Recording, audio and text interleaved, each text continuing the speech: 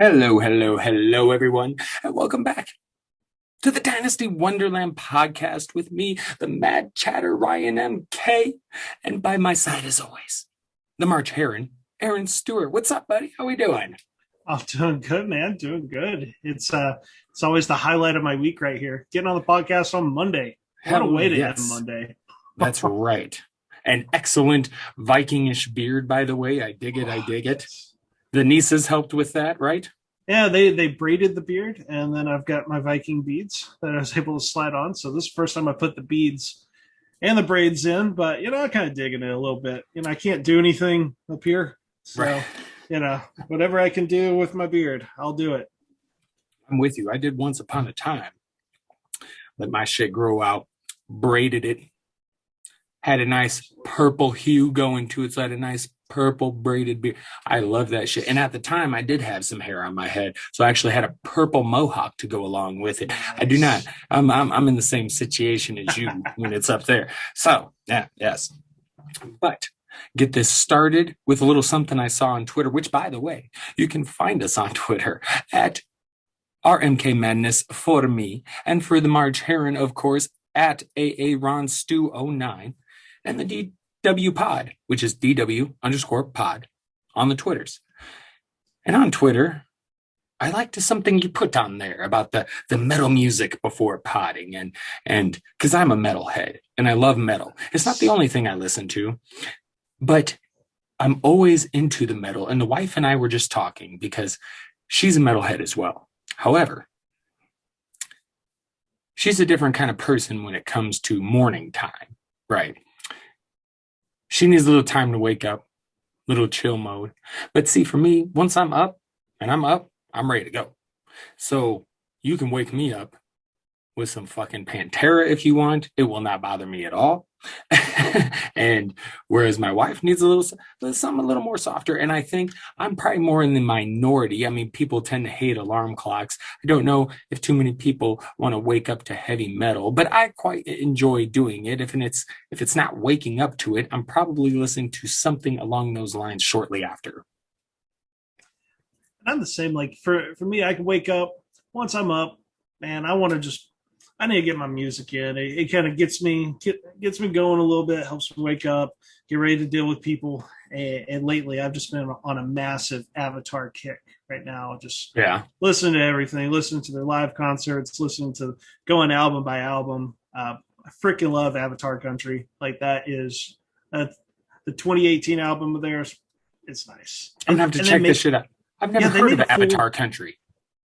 You haven't heard of that album of theirs, or have you heard of Avatar at all? No, like okay, is this like death metal or One of their classifications is death metal, but you'll freaking love it. And here's one of the best things: like not that I don't dislike I don't dislike death metal, but well, I'm just curious. There's some death metal I haven't heard of, so I'm like, how have I not heard of this band? well, they're from Sweden. That's that's one of the okay. things. And the Avatar Country album, the reason I like it is you can go on YouTube and they have a 45-minute video. Like they made like the entire album basically is just music video after music video. Like they dubbed it the Metal Odyssey, and it's good stuff. I'll check it out for sure. It's got what I like in metal bands. Like you got some crazy guitar parts, and they know how to perform too. Like you'll love the live. Dude, I love foreign metal bands, but I never. It's always seems to be someone else introducing. A few years into my sobriety, someone was like, "Oh, dude, have you heard Gojira?" And I was like, no, who the fuck is Gojira? And he was like, check this shit out. And I was like, oh, this is incredible. What is that? What is this again? Gojira? Yeah, like Godzilla, man. Oh, okay, I got it. So I had no idea who they were. And I'm just like, and then at that point had a few albums out. So I'm like, how have I not heard of this shit? And it's usually a foreign band. And like somehow I haven't discovered them. But I have people like you to introduce them to me. So fantastic. Absolutely. And the one song I just absolutely recommend, got to check out Bloody Angel by them. It is just, that gets the blood pumping there. It is a badass song, great live song as well. It is crazy. I don't know when they got big. I think it's only been kind of recent years. Like maybe it might have been around 2018 when they finally like kind of made it big. But just they kick ass performances. They know how to entertain, because that's a difficult thing. You can play instruments, sure. A lot of bands can play instruments, but they know how to just play the crowd. It's great. I'm going to check them out for sure. I'm actually on their stuff right now. Bloody Angel, you said? Yeah, that's probably their number one song. Like that is just, woo, okay. Man. Well, I got the Apple Music, so I fucking added Bloody Angel. So now I got some Avatar to check out, and I'm going to do that because it sounds awesome. And they look awesome. They have the picture on that. I love me some Apple Music. It's good stuff. Anyway, so I had to see that. I had to mention it because as a musician, I just obviously love the music. And so I just love talking about the music, and especially with metalheads, because like there's not enough of us. Right. But again, I also listen to more than just metal. So like I get in little kicks with things. Metal's always there for me, but I get in the little other kicks of things I like. And right now I'm in this total grunge phase. So it's lots of Nirvana and Stone Temple Pilots and Local H, and shit I listen to is like a young teenager. So I get in the little phases like that I listen to alongside the metal. But that's the most current one is the grunge phase. But yeah, I just fucking love music, man. Just fucking love music. But too, I always love connecting with other metalheads because, like I said, the world needs more of us. Yeah, absolutely. And there's always a bad rep, but for the most part, I'm even picky about like the metal I listen to. Like the first metal band I really fell in love with, Killswitch Engage. Howard Jones on vocals. Oh yeah, we talked about the kill switch, yes, because many people are in love with the original singer, and I'm like, I like him too, but I'm like, man, Howard was a shit. He really was. When he was the lead man there, that's when I feel like Killswitch Engage is at their peak. I really haven't listened much to their newer stuff, but just tough. And the Heartache is one of my favorite metal albums ever. Absolutely. And then As I Lay Dying right after it, those two albums, that's all I need on Killswitch Engage. Good stuff, man. Good stuff. Okay. So we got some music in because I love that shit. You love that shit. Metalheads. Absolutely. Fuck yeah. Now, also, it's been raining a little bit here, which made me think, like, because we've gotten a lot of rain. I mean, since we haven't had a lot of really good weather, I mean, basically since last summer. So it's always something, which is okay, because actually even during the summer here, I remember constantly there's always afternoon fucking showers. So we get rain. It's no big thing. And I love the rain personally. So, but it makes it so you don't want to take the kids out, things like that. But that's okay. I love the rain, and I love extreme weather. Like tornadoes, this shit fascinates me. Like for the longest fucking time, I swore I was going to be a fucking storm chaser, just like on Twister, the movie. I was going to be out there chasing tornadoes and that shit still fascinates me. I'll never forget when I was very young, and it was before I moved to Iowa, when I was here in Colorado. We had a little town home in Aurora. And I remember we went outside, and it was me and my dad, and we were looking up, and we saw a funnel cloud starting to form. And I think we heard on the news, I don't remember how many miles down the road it was, but it touched down somewhere down the road.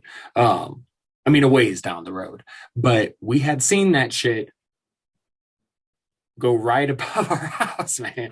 And that's some crazy shit. But I've always been, and I know, terrifying, dangerous, yes, but I've also found them fascinating, and so I really thought someday I'm gonna be a storm chaser, but obviously never came to fruition with that, because we're sitting here talking fantasy football. Well, not yet, but we're getting there. Let's all right. So I don't know if you have anything on storm chasing or anything like that. I live in Northeast Texas. We're in one consistent tornado watch after another, but you're probably not as fascinated by that. if you live in Northeast Texas, if there's ever a tornado warning, everyone just goes out on the back porch. Like that's what we do. Just a normal day in Texas. Right. Hey, that works. All right, man. Well, the cool thing is we did, since our last pod, get a little bit of a surprise, and that was invitations to the Scott Fishbowl. This is very exciting. We very much appreciate Scott Fish and the Podfather, all of those who made it happen. And, we got your boys of the Roto Underworld representing in this thing, which I like to see in the name of charity. Of course, that's what it's all about. But I want to have some fun, and I want to see how well I stack up in this thing. You know what I mean? So I'm very excited for this, and it's going to be a good time for a good cause. And I know you're as honored as I am, and you're also fucking ready to go. So very much so. It was surreal getting that invitation, like, because right. The important thing, of course, is charity, and the number two thing is just it's fun. But like, if you're in the field that we are, that we're in, of creating content and talk about fantasy football, like that's one of the ways that that you've made it to some degree is when you get invited to this. So it's really awesome. I've been following it for, really, it was a couple of years ago when it was brought to my attention. I really didn't hear about it before, but since then I've been like, I want to end this, like, somehow, like, same reason. I just want to see how I compare against, especially the analysts that I look up to, and I soak in their advice. Right. Well, and that's part of it for me. And I learned about it a few seasons ago. But I didn't sign up that first year because I was just getting into the idea. I had been working on podcasting. I mean, the podcasting thing, it goes back like 5, 6 years for me, when me and my brother tried to start something, which never really worked out. But so I would start doing it on my own. And then it was a couple of years ago, I got very serious, but it was a little bit before then. I saw Scott Fish, and, it's not just for analysts, it's fans too. But I was like, I'm going to wait till I have something published before I try and apply for this thing, because I'm going to want to try and enter it as an analyst. And the next year is when I joined Player Profiler, got my first pieces published, and I was like, okay, went ahead and filled out the stuff, tried to get in, no invite. Okay, so I'll sign up next year. And so I did. And we find out, hey, special surprise from the Podfather. And it's like, there you go.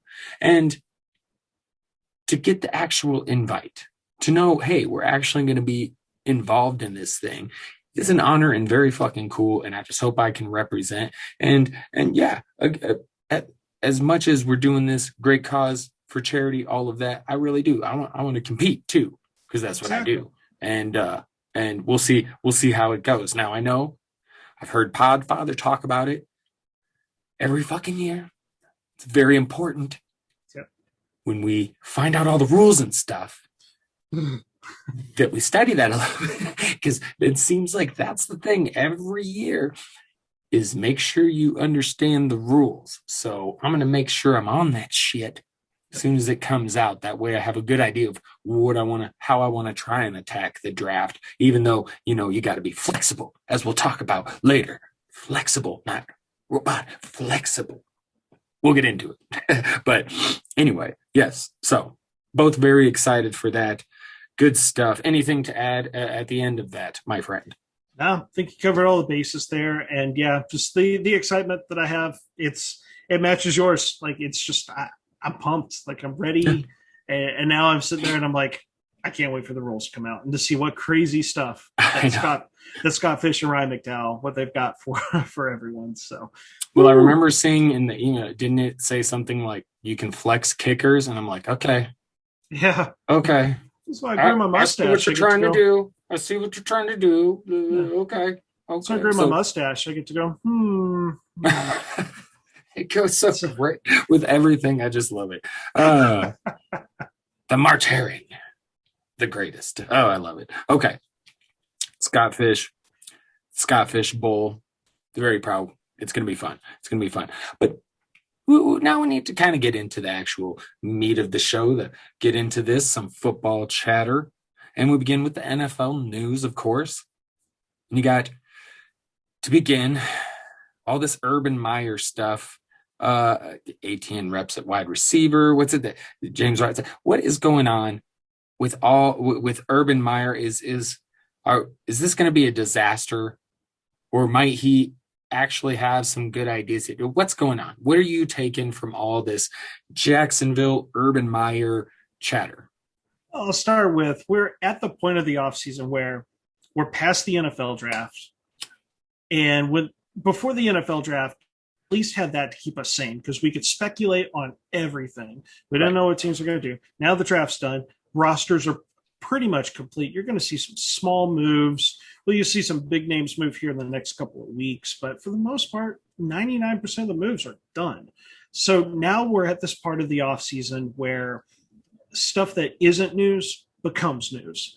And I saw the story, Urban Meyer lining up ETN at wide receiver. This isn't anything bad on Urban Meyer. It's nothing bad on Travis Etienne. People are just going to overreact to things. Teams do this stuff. This is what they do in the offseason. They're going to try different things. They're just going to see how they do in the situation. Doesn't mean that Etienne's not going to be utilized as a running back. It just means like, hey, if he can line up at receiver and make some plays there, then hey, that's a way to get Etienne and James Robinson on the field at the same time. Maybe you line them both up in the backfield and Etienne goes in motion. And when you move guys in motion, like that causes just confusion for a defense. So I don't think that's bad. But to answer the other question on does Urban Meyer know what he's doing? It's not because of this story, but my answer is no. They just, my goodness. I feel for Jacksonville. I feel that this is going to be the rebuild that fails spectacularly. But for Etienne, like, shoot, if people are fading Etienne for this, capitalize on it. If you haven't drafted in your rookie draft and he falls because of this, it's your benefit there. Yep, I would agree. And hey, maybe there is some good tidings for James Robinson. Who knows? And it is weird because is this just blah, blah, blah, blah, blah? Or is there what is going on here? Because you already look at, okay, well, they took ATN in the first round. You already look at that and go, okay. So it's just like, you have to wonder what the hell Urban Meyer's doing. But I guess we're going to find out. We're going to find out. Poor Jacksonville. Anyway. I thought this story was kind of interesting. I tried everything I could to find this dude's workout metrics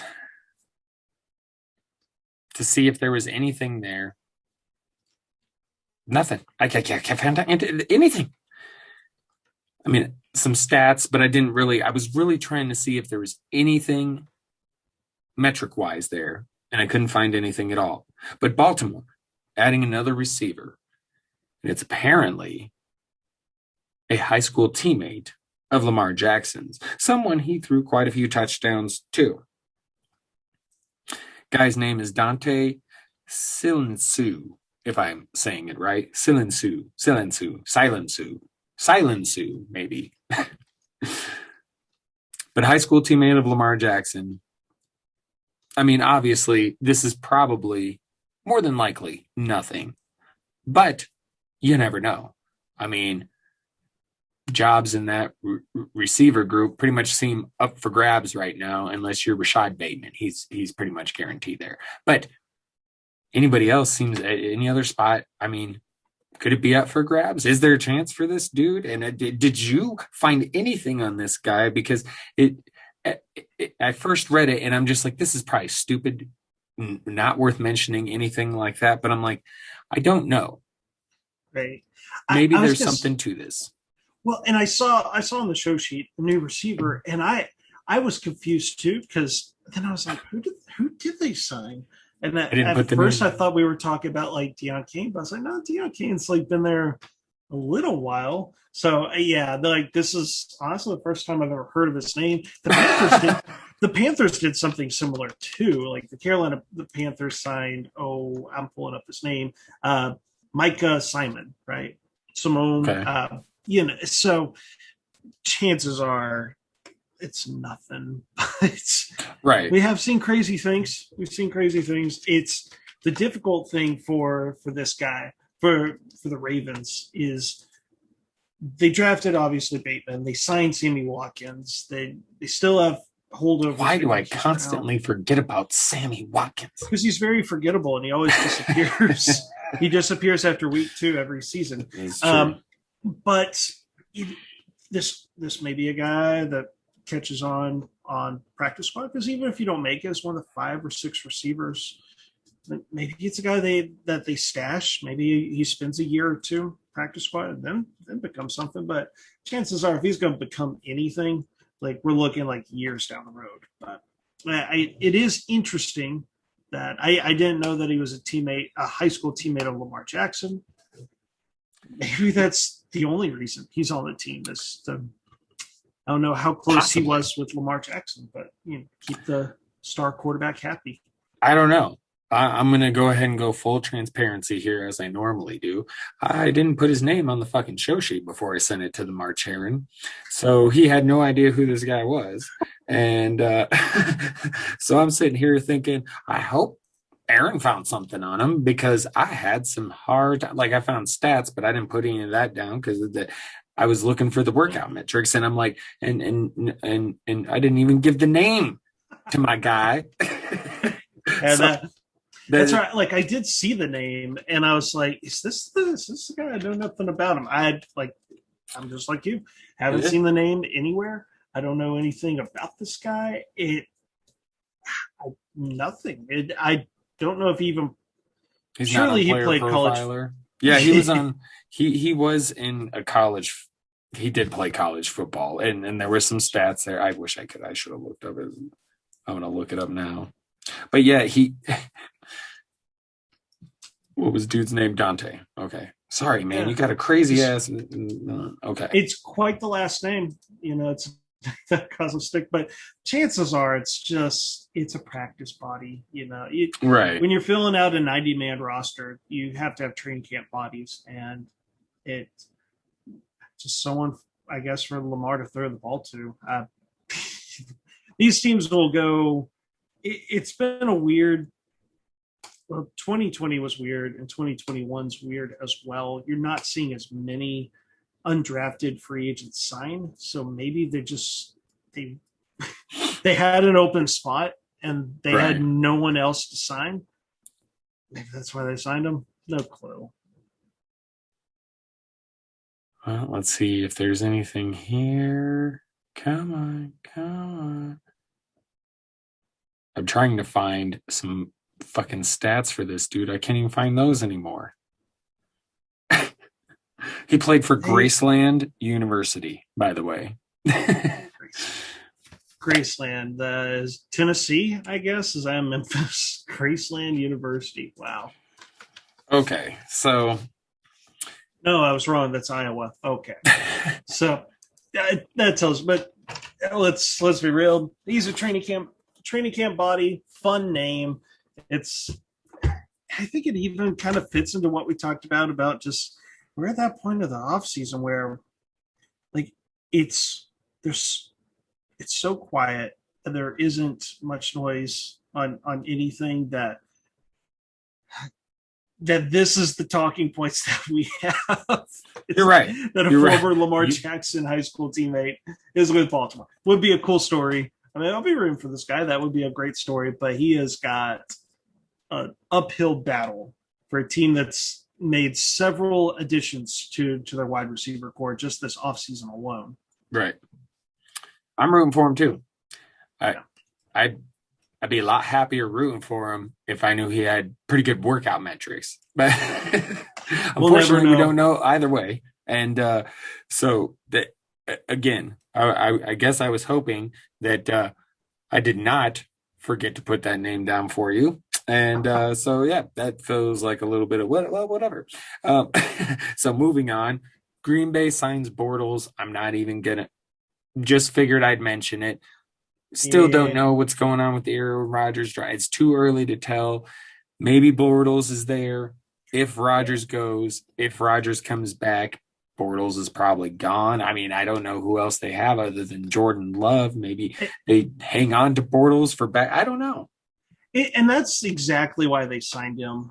People are, well, Blake Bortles has a cult following, but it's because there's Aaron Rodgers and Jordan Love, and they had no other quarterbacks. So like they also signed. Oh, I know he played for the Falcons. I know. Yeah, Kurt something like they're bringing in quarterbacks to actually just to be able. Yeah, Ben Kurtz. Who had some hype, Great I think, a couple years. Yeah.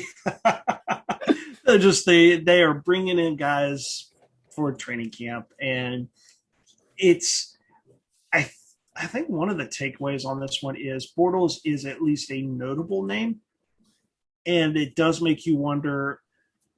Okay, where is Jordan Love in his development? Because they could have just signed random player X, that just needs some reps to maybe get noticed by a team. But no, like they signed a quarterback that, yes, people go, he's a bust, but he's been around the NFL primarily as a starter for quite a while now. Like that is notable in that is that maybe Love still isn't ready to be the backup quarterback.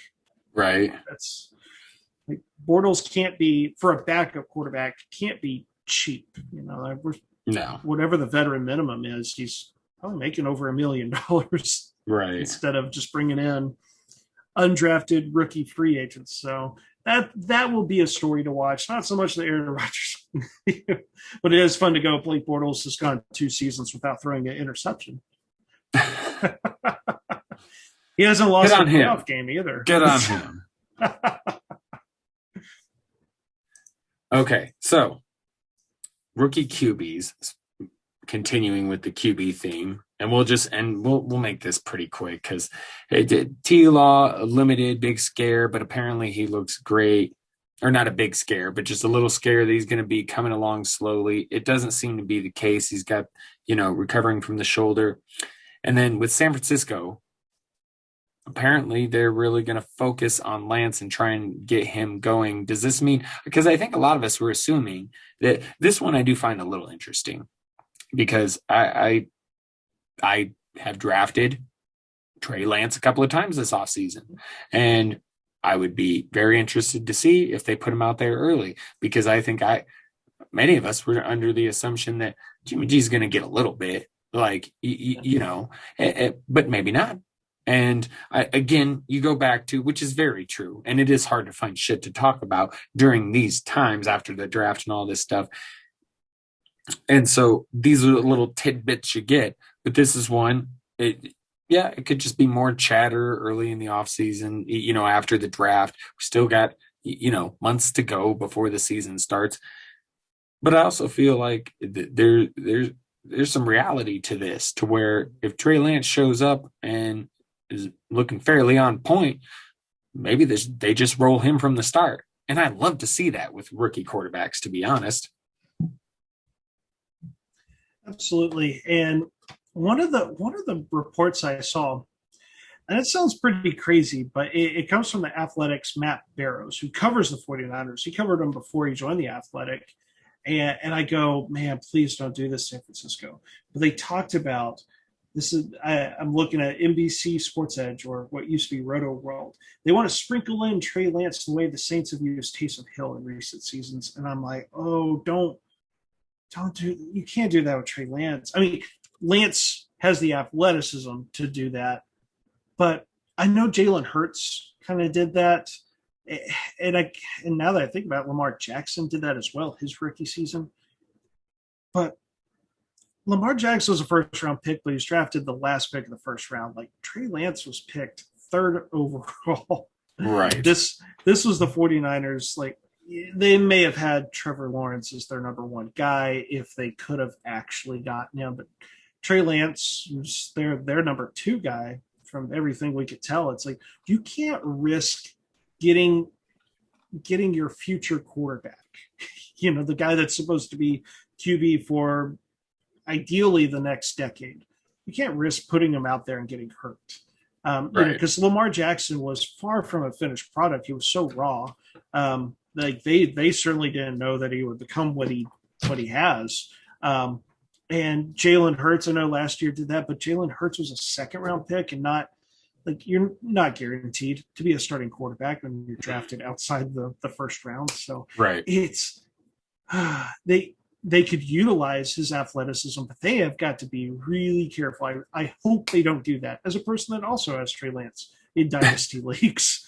And if he catches on fast, like there's other stories about how the West Coast offense is not going to be a problem for Trey Lance because his college coach doing what a good college coach is going to do and back up his former player going, oh, yeah, he ran the West Coast and he knows the terminology and he'll catch on fast. Thanks, coach. You're doing exactly. What else is he going to say on that one? But let's just say if he is ready, I mean, Lance he's a big boy. Like he, 6'4", 226. Like it's not like he physically should be able to handle some of that. You might preferably put on a little bit more muscle, but that really does seem to be the most pro-ready quarterback in terms of physical build. Trevor Lawrence is going to be starter day one, but he's 6'6", but I want to say 215. Like he's kind of lanky, kind of skinny. So I can get behind if Trey Lance is out there, like once June 1st, it passes. Like Garoppolo is not safe at all. Like I don't know who they'll trade him to. They may just wait and see what quarterback gets hurt and then trade him. Yeah, I definitely think, and I wouldn't want Trey Lance rushed, but you got Jimmy G there, so if they feel that confident, they're willing to go Lance over Jimmy G. I'm going to go ahead and trust they got a good reason why. and I hope it pays fantasy dividends. I thought of a connection nothing that I've listened to or read has ever brought up this connection here, but I hate to bring up Deshaun Watson again, but maybe the Texans are the team that makes a move for Jimmy Garoppolo. There's New England ties there. And it's kind of weird. It's kind of weird that we haven't talked nobody's really mentioned that connection at all. There's a need. There's an obvious connection there with New England and Garoppolo. Like that's if Davis Mills isn't ready. Like I could see it. That could be a match made in heaven. So for sure. We'll see. It's gonna be fun. Definitely. Okay. So before we move on, and before we take our break, because as you know, we got to have at least one in here for the Chatter's Bladder. But wanted to try a little bit of a new segment, because I'll be honest, folks. Madcaps. Look, we weren't sure. We were thinking maybe we'll have a guest on this week. We thought we might have the potential to get one. So I was kind of very loose with the show sheet and how we wanted to approach this week. And I didn't really get a big, huge topic in there. So, and let's face it, there's not a ton going on right now. People doing some rookie drafts and stuff. But otherwise, NFL fairly quiet, if you can't tell from the news section there. So, we just kind of got almost a collection of different things, different topics, as opposed to like something that's really like a main topic. So we begin with a little something new that I thought of to add in, to try and add a little something more to the pod. And that is just mad random thoughts about fantasy football. And while I do have some, Aaron, my friend, I would love for you to go first. All right. So it stinks in football, like when athletes get hurt, but it is the nature of football that players are going to get hurt. And there was already one that affects more dynasty, not redraft, but Deshaun Hamilton of the Denver Broncos tore his ACL. That stinks. And he was going to get cut anyway. So it stinks. It probably from a financial thing, because I guess there's probably something that protects his. He has some compensation, I'm sure, that protects against injury, so he should still be getting paid. But in Dynasty, there's always the next man up.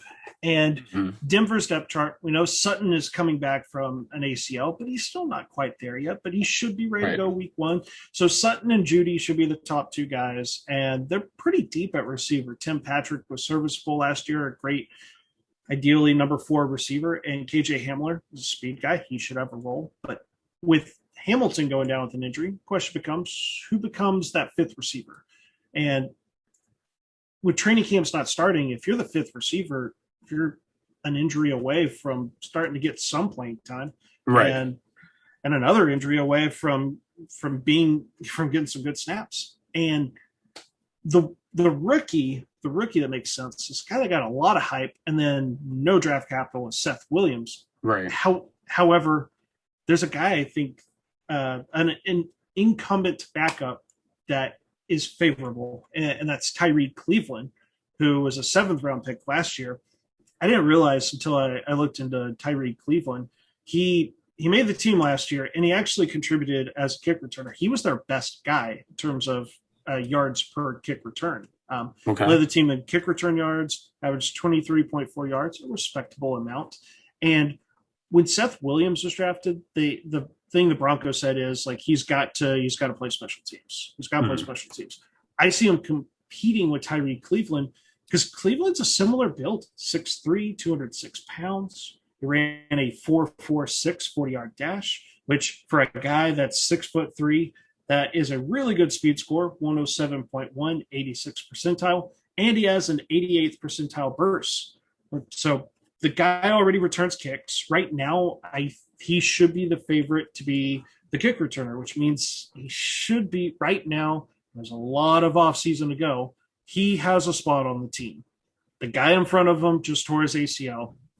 And all we need is something else to happen to, man, we don't want to wish it on it, but if Sutton has something in his recovery that he has to recover more, or if one of the 2 backups, Tim Patrick, KJ Hamler, if something happens to them, all of a sudden Tyree Cleveland, who's already been in the offense, and there's some efficiency stats there. He didn't run a lot of routes. He only ran 27 routes. But one of my favorite stats for receivers is yards per route run. He averaged 2.33. I basically go anything above 2 yards per route run is excellent. Like that means you were productive there. So on his slim routes, he was putting up something. So flash just a little bit. People are going to get excited about Seth Williams, but Tyree Cleveland for the deep dynasty leagues, that's a guy to start keeping track of. He's still probably another injury away from being a guy that you can pick up, but that's the type of stuff that we got to be watching. Got to watch those injuries, got to watch the depth charts. Right. I completely agree. I'm going to start with, you went receiver, so I'm going to go receiver real quick, even though this was like, if I can get this one, I will. So I'm going to make it quick. And let me fix my thing real quick here. But that is rookie Anthony Schwartz. I just got to say, I'm loving him more and more by the day. I mean, are his metrics great across the board? No, but this dude has speed, and I just have this feeling he's going to be the perfect weapon in this offense. I don't know what it is. I really like what this dude brings to the table speed-wise. They don't really, because with that, they have Jarvis, and Jarvis is getting up there, and they need, all around, they could have done more at receiver, if you ask me, the Cleveland Browns. Really, because I would like to hope that Odell is going to have a good year next year, but we're also not necessarily 100% certain that you goddamn cat. Sorry, folks. We're not certain that, 100% certain that he'll be on the Browns all year. And then, Jarvis is getting up there. I like Jarvis all right, but he's getting up there. And so I mean, there's got to be, you have Rashard Higgins, Donovan Peoples-Jones, but there's got to be something coming from somewhere. And I feel like Schwartz's speed is something they could really fucking use. And I feel like it's specifically why he was taken. And I just feel like he could really be one of these rookies that makes an impact in year one. And Schwartz had been getting in like everywhere. Third round, it's almost a lock that I'm getting Anthony Schwartz. I'm going to pivot to another rookie receiver, a bit more high profile. But last year I fell in love with Brandon Ayuk. Absolutely fell in love with the player, and thanks to big thanks to Breakout Finder. Like that's who really put me on Brandon Ayuk's radar. And then this year, I kind of found like a similar guy that obviously Jamar Chase is the number one guy. And then when it gets to the next year, you hear about Devontae Smith and Terrace Marshall, who has the size and looks like a dominant receiver. Or he looks like like an alpha, which is what we like. Rondale Moore gets freak athlete, but teeny tiny. Rashad Bateman. That may have been people have Rashad Bateman at least in their top three, but I kind of put my money where my mouth was in a dynasty rookie draft in a 10-team league. I was sitting there with the 202, and I drafted a different receiver. I went with the other Moore. I went with Elijah Moore, and holy shit, when you put him in the Breakout Finder. And he's one of just 3 rookie receivers that has a breakout rating over 40%. Like that's what first got my attention. I'm like, holy moly, after the draft capital and everything, it's not Devontae Smith. It's not Jalen Waddle. It's not Rashad Bateman. It was this Elijah Moore. And I'm like 5'9", just under 180 pounds. Like what is there? And then you pull up player profile and I'm like, holy crap, the guy's fast. He has 98th percentile agility score. You go to what he did in college, and once AJ Brown and DK Metcalf were gone, it was the Elijah Moore show for 2 straight seasons, over a 30% target share back-to-back seasons, with a 35% target share in 2019. As a sophomore, that's insane. He contributed on special teams, and this is a bit more of a narrative thing, but like when he was drafted, like AJ Brown was, I don't know if he was like there or on the phone, but like the story is like, AJ Brown's like telling him like, you're a better receiver than me. There's things you could do that I can't do. And yes, he's not the alpha size that we like, but I have bought all in on Elijah Moore. I drafted him. Like Devontae Smith went the pick after me. And when I find my guys that I believe in, because I don't believe in Devontae Smith. Like I want high upside. I'm going to swing for the fences every single time. Like I freaking took Elijah Moore in the 12th pick of a super flex draft. I dig it, man. I like it. Hey, you got to get your guys, and I do think I do think it's an interesting receiver class. It really is. I'm kind of curious to see how this plays out. I mean, yeah, I just feel like, again, all around very weird draft year, but I'm kind of interested with the wide receivers, quarterbacks, even tight ends, running back, not so much. Yeah, there's the top guys. But then there's, and I'm looking at this San Francisco backfield, and I saw something on Twitter today, and people were talking about Trey Sermon. And for me, someone, I should have taken a note of who made the perfect statement. You go with the cheapest. That would be Elijah Mitchell. Now, I feel like Raheem Mostert, man, I like him. He far exceeded expectations, but he's older, has some recent injuries. And then you got Jeff Wilson. So you got to be looking at these 2 rookies, right? And obviously, yes, Sermon's got the draft capital. They moved up to get him. And he does have a couple of inches and about 14 pounds on Elijah Mitchell. But he's also slow. I mean, yes, he does have burst agility, but so does Elijah Mitchell. And Elijah Mitchell also has the speed to go with it. And I can't help but like the way I'm trying to envision this offense, okay? If you've gotten Trey Lance in there, Debo, Ayuk, you got Kittle out there. Wouldn't you think they could really use Elijah Mitchell's speed, huh? And I just got a feeling like he's going to fit really well with what they're trying to do. And not that they won't be able to use Trey Sermon, but I just feel like he could be more of that, short yardage grinder, maybe goal line back. Maybe he's the new Jeff Wilson. I don't know. And you would think they want to do more with him since they moved up the draft capital, all of that. Maybe I'm missing something. I know there's people out there really into Trey Sermon, and there's definitely reason to like him to an extent. But I feel like there's not enough there that Elijah Mitchell can't sneak up there. And even if it's a combination of those two guys, I'll take a piece of that San Francisco backfield. You know what I mean? So I'm really into some Elijah Mitchell as well. And I've picked him up in a few rookie drafts as of recent. So I'm kind of hoping for the best with this guy, because I really like what he brings to the table. You got the college yards per 84th percentile.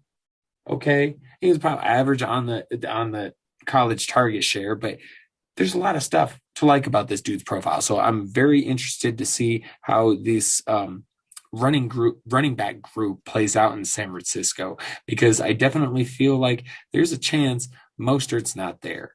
But then again, they do seem, they did the whole restructuring with the contract and everything. They do seem to like him. So maybe he is kept around, but I don't think even if he's there, he's going to be as productive as these younger guys. So I definitely feel like this backfield is a little up for grabs. Yeah, and I think you've got the right idea of, like, if you're going to draft a 49ers running back, it's like what we do with the Patriots year after year after year. Exactly. Just take the last one. Take whatever the fourth running back is. Just take them, and at least you got a share of it.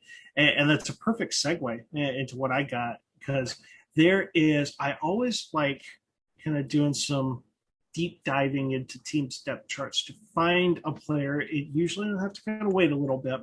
There's a second year running back that there's a great chance he's available in your leagues right now. And that's J.J. Taylor of the New England Patriots. Because, yes, they have Damian Harris. He's the main guy. And yes, they drafted Ramondre Stevenson, and they still have Sony Michel, but Michel may not even make it out of training camp, if we're being honest. He's a former first-round pick. They said no on the fifth-year option. So as a guy on a one-year contract, he has got to compete. And the thing that did shock me, I really thought James White was going to move on from New England. It seemed that he was going to follow Brady. I was surprised, but in Dynasty, we play the long game. James White, he will be there. Like, his contract, it's just a one-year deal, and just about all the money is guaranteed on it. So, like, he will at least make the team, and depending on how well the Patriots do, he should be on the team. If they start to fall out of playoff contention, they may go ahead and move on from him. Like, White's not a bad player, but the Patriots may be facing a rebuild if this season does not go well, which you could certainly make the story for it. They drafted a quarterback in the first round so Cam Newton being the starter may not be the starter for the full season. Usually a quarterback change isn't going to go well. Yes, a Justin Herbert story happens, but then other times there's a Tua Tagovailoa story where, like, that QB transition is a growing pains period. And the reason I like JJ Taylor is, like, they are absolutely grooming him to play a James White role in the offense. They absolutely love the guy. And yes, he stands at 5'5", but he weighs 185 pounds. So he might be short, but he's solid as well. His best comparable is Chris Thompson. As we know, Chris Thompson has had fantasy success of being a guy that could just catch passes, but Taylor can also carry the load too. He finished last season. He didn't have a massive workload, but he finished with 23 carries, and on those carries, he got 110 rushing yards. He was solid. He was solid there, and he had I'm looking it up right now. A 85th percentile college target share. Just under 12%. Like, so the guy can catch passes. The guy was able to, like, when he got on the field and got decent playing time, like, he was productive. There was a couple of games. There was a game late in the season against Buffalo where he had 6 carries, 38 yards. Yes, like, that doesn't do anything in fantasy football, but that's over 6 yards per carry. He got on the field like early in the season too. It was weird. He was playing early in the season, and then like massive 3-month period that he wasn't active. So they trusted him early, and then he must have still been improving. And when his number was called late in the season, still productive. He's one of my favorite guys to stash. And right now, like, if you go on Player Profiler, he's not even ranked. And I think that's a shame right there. Right. I do like finding the guys that even Player Profiler doesn't have ranked, because I believe, I kind of plant my flag on Taylor. Like, he will be like this. You're going to want him now because he's available everywhere. Right. And come next season, it'll be him, Stevenson, Harris. Like, I mean, Taylor could very well be like that James White role next season, while Stevenson and Harris are competing to be the typical first down, second down grinder there. Taylor's gonna have a role. They love him. I dig it, man. I actually do have him on a couple of rosters, so I like to hear good stuff about guys that I have rostered. So unless you have anything else, I'm going to end this with a quick little rant. But if you've got something else, by all means. Just one sad thing too. Raquel Armstead was waived, and I saw that. And really, it's not even a fantasy thing. We just hope that his health, like whatever it was, like, we were all kept in the dark. Like, we know it was COVID related, but like, I can't recall any other athlete missing an entire season. Like, so there was some really weird stuff going on there. So just for Armstead, like, football comes next. I just hope that the guy is healthy, and like, I can't find anything on this. So, prayers for Armstead. I just hope that he's still not affected by COVID. Yeah, dude. I 100% support that, because some of my frustrations sometimes with social media is seeing the, anti-mask, anti-vaccine, COVID is a hoax, that kind of thing, because it's frustrating to see, as someone who's very logic based in how I approach things. Like, I don't have a problem taking science at its word, and I just feel like there's not enough education out there about this shit, because it's not just like this whole Cole Beasley thing with him talking about the stuff. It's just like, I'm all for it. Have your opinion, but when you're spouting out not facts and you've got like a platform and a voice, that shit bothers me. Like, and it's just kind of it just feels like a whole fucking mess. and the thing is that we still do not understand enough about this shit, COVID meaning, and the long-term effects. And the more people the scientists are finding out about the long-term effects, even if you didn't get that sick, the long-term effects can be pretty fucked up and scary. Right, and it's just like, we still don't know enough about this. And so some of the ignorance, it just gets kind of frustrating. And it does suck to see him. I hope he's good, like you said, because obviously that's someone who got it and was having some severe issues from it. Yeah. I can't, obviously there's not really anything to be found about it, but you just got to hope dude's good. And if you see him on the football field again someday, great. But more than anything, you got to hope dude's all right, because that's some scary shit, man.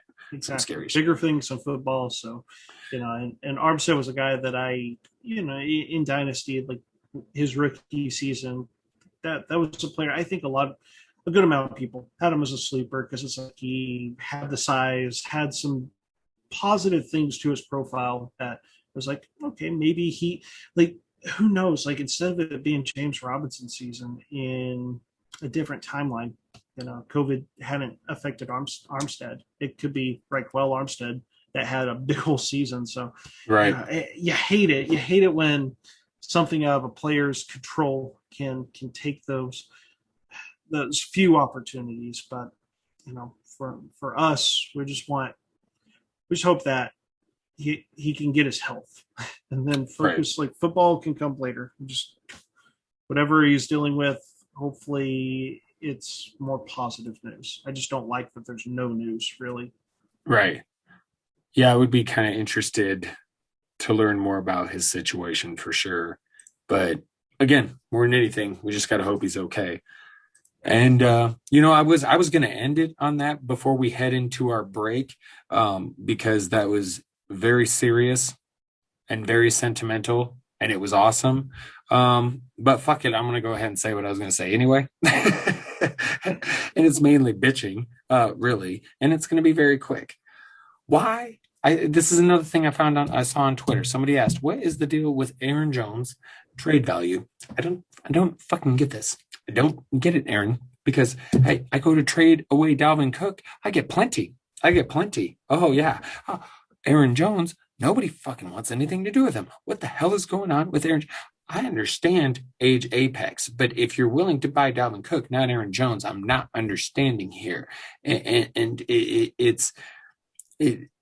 I feel like Aaron Jones is the better bet in 2021. Like, that's my opinion.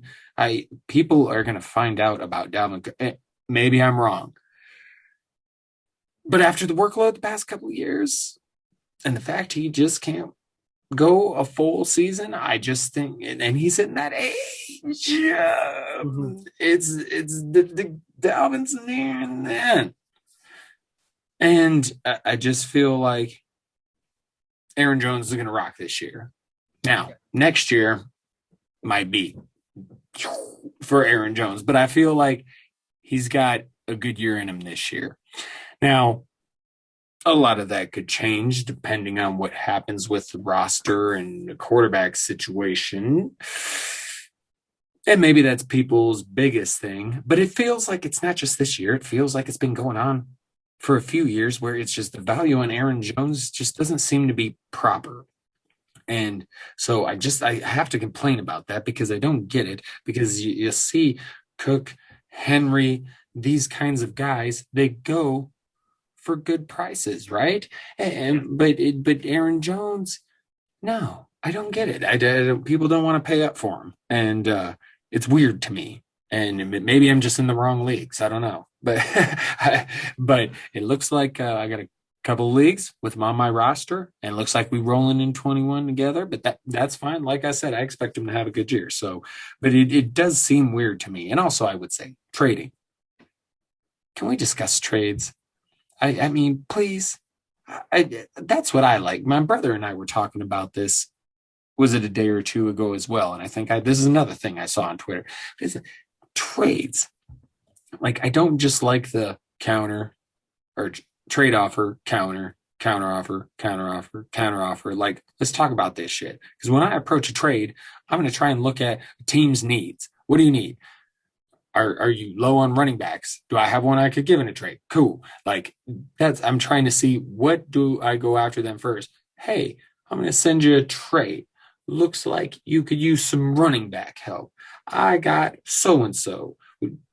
Any interest in selling this player or that player for this running back, dude? And, you try and get things started instead of just wasting all your time with counteroffer. And maybe it's just because I like to talk a lot anyway. But I'm when it comes to trading, let's discuss it, man. Let's discuss it. So I'm done ranting. If there's anything you want to add to what I've said, Aaron, please be my guest. But then we're breaking this motherfucker so I can relieve the bladder because it's getting there, my friend.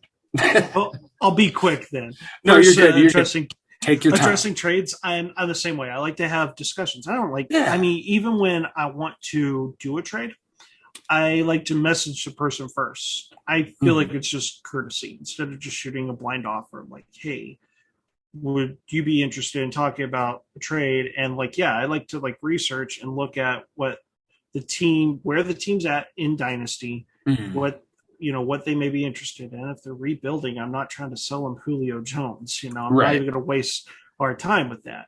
That's the most infuriating thing sometimes when it's like, dude, I got this super young ass team I'm rebuilding. What the fuck do I want? Right. So it's, I try to at least have a pretty good idea. And one of the things I like to do is like when you, instead of sending offers, like when you're messaging someone and you can like send an offer through message, I always like to have like some things where the owner can control. Like, for instance, one of the recent trades I did, like it was one of those small trades, like kind of moving into the back of a rookie draft. And part of it was like, hey, I've got plenty of these like back end tight ends, right? And to tell you how small of a trade it was like I told the guy, I said, hey, as part of this trade, like here's 3 tight ends: Jordan Akins, Donald Parham, Foster Moreau.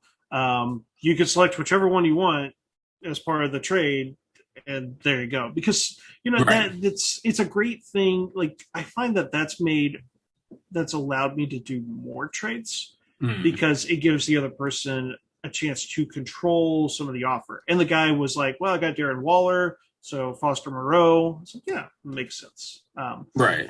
Now, regarding Aaron Jones, I don't think it's nothing that he's done. And it's just because right now, the major story every single day, it seems, is the Aaron Rodgers trade. Right. So people are going to lowball like all kinds of offers. And I would know about a lowball offer because people are listening. If they follow along, one of my major things I do on Twitter right now, which I've had a blast, is I've got a hashtag, Twitter plays Dynasty FF, where any trade offer on one of these teams that gets sent to me, I put it to a Twitter poll. They vote on whether we do the trade or not, and whatever they say goes. And those bastards on Twitter made us trade Aaron Jones for the whopping package of Kareem Hunt, Mike Williams, and Donald Parham, future MVP. I remember that.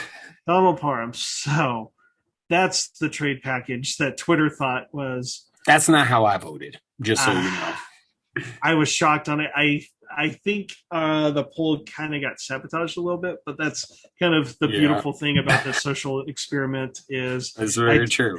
I turn to Twitter and I go, all right, Twitter, how are you going to get out of this hole? Because you just made us trade probably our number 2 player for a diddly squat. So fun, but it's really just the Aaron Rodgers thing affects everything. I think Adams finishes wide receiver 1, and most people aren't shopping him. And that's probably, if you're going to shop a skill position player in Green Bay, that's the guy to shop, because where else can he go but down? But I'm sure people that are shopping Devontae Adams are finding the same thing, where they're like, wow, why is this price so like devalued? Because people are already assuming Aaron Rodgers is gone. And the best advice is, like, if you find the owners of Aaron Jones and Devontae Adams that are panicking about this, then capitalize. If they're looking to sell now for anything, then sure, awesome. Because you're right, Aaron Jones,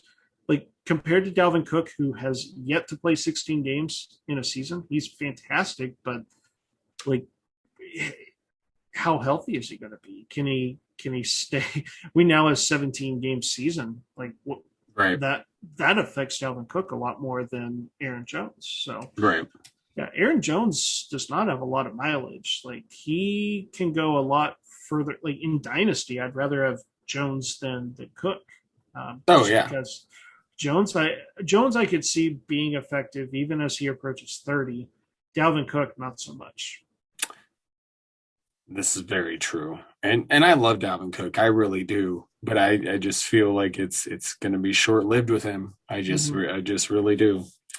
But okay, great stuff. Great stuff. We're gonna take a break, and then we're gonna come back and get into a little bit of just a draft strategy. We talked a little rookie draft strategy last week, so this week just a little bit of general draft strategy. So, quick break. We'll be back to talk a little bit of that.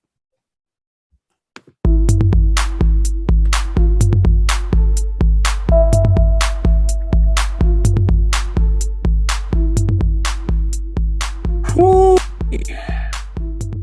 I gotta tell you, buddy, that was a long pee. I'm just saying. It really was.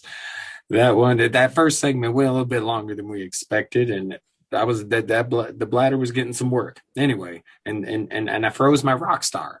Unfortunately, it's nice. I like slushy stuff though. Sometimes I put my sweet tea up in the freezer, get some nice, and then I pull it out a little bit later, some slushy tea. Oh, that's some good stuff. This slushy rock star is not working out the greatest right now. But anyway, we'll get into this. Got a little draft strategy going, like I said. And basically, general discussion. We're a Dynasty show, so it's going to be, Dynasty. If you want to, at the end, hit up any redraft or anything like that, tips that you might have, Aaron. But I guess for me, when it comes to, when you're starting out, doing a startup with these Dynasty leagues, if it's super flex, obviously, I'm not going to be one to probably go quarterback right away, but I'm definitely going to want to get at least a couple of good ones. I don't think I'm someone who in a redraft or one quarterback league, I'll get pretty risky with the quarterback situation. I like to have a more solid setup in the super flex, but my thing pretty much my strategy when it comes to rookie drafts, and I want those young running backs, it's the same thing in just your startup. Give me the young running backs. I want as many years out of these guys as I can get. Okay. So I'm targeting the younger guys. And then after that, you want to lean towards a little bit of the younger side with the quarterbacks and tight ends and really any position. You don't want to go too old, obviously, in Dynasty. But with quarterbacks, the biggest thing, mobility, that scrambling ability to either A, help get you rushing yards, or B, for them to extend plays a la Aaron Rodgers, Russell Wilson, to throw strikes downfield. That's the kind of stuff you want to look for, if you ask me. Because there's such a variance with wide receivers. You don't have to worry about that so much. I mean, that there's quite a few options, and you can get some really good, focus on running back, getting them young, and then, like I said, try and make sure, because that is the thing. Those quarterbacks in Superflex, the mobile ones, they're going to go a little quicker. So you're definitely probably going to have to spend a second rounder to get one, but I'm willing to do that personally in Superflex. But as always, we've talked about it before, and this is something I've been saying for a few years now. You got to be flexible no matter what you're doing. It's good to have an idea of what you want to do, how you want to attack the draft, but you need to be okay that some shit's not going to work out. I've had leagues where I've only gotten a couple of running backs I wanted. And then, I've had a rough first year because I'm sitting there with okay, I got a good running back or two and I got some solid receivers and quarterback. But then my depth is not great because things just didn't work out for me. And maybe I did some trading back and wasn't seeing stuff. So things can happen, but you have to be flexible and just try and do the best you can in the draft. And then, hey, after the draft, you don't always have to here's what I wanted to say. You don't always have to draft based on need either, in my opinion. Okay. Because sometimes, like a draft I had recently, I believe the one you were in, I really needed a damn running back. I was not comfortable drafting Trey Sermon early in the second round. I just wasn't comfortable doing it. Not with some of these receivers on the board. I believe that's the one I went Rondale Moore. I'm sorry. I'm not passing on Rondale Moore. Yeah. For Trey Sermon. No matter how fucking bad I need a running back.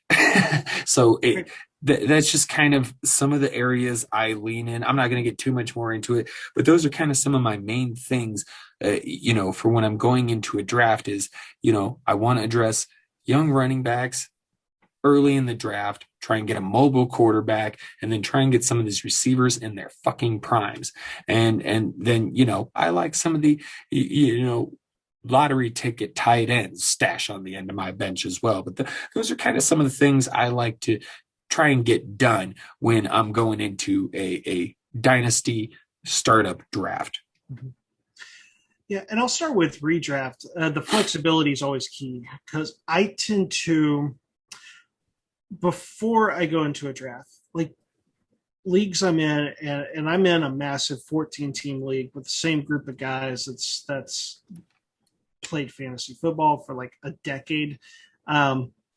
And they always talk about they get so nervous during the draft. And what's funny is like I can't remember the last time I've been nervous about draft. I know that makes me sound conceited there, but like I'll always have my rankings. It'll be tiered rankings by position. I will use like Google Sheets or Excel, whatever, and it'll be like quarterbacks as column, running backs, receivers, tight ends. With each of the columns, I'll also put like their overall rankings so that like I'm checking them off the list and I could be like, okay, like this is the guy that I have highest ranked, but like I'll also look and I'll be like, hey, I think I could get some value here at this position.